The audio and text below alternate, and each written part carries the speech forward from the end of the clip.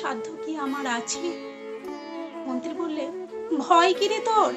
রাজার সঙ্গে চলবি? সে বললে, সর্বনাশ, রাজার পথ কি আমার পথ? মন্ত্রী বললে, তবে তোর উপায়?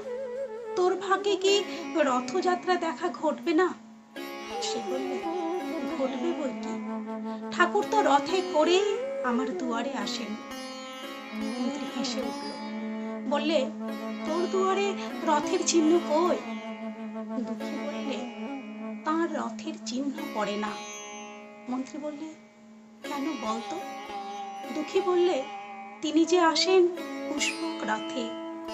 মন্ত্রী বললে, কই রে সেই রথ? দুঃখী দেখিয়ে দিলে, তার দুয়ারের দুই পাশে দুটি সূর্যমুখী ফুটে আছে।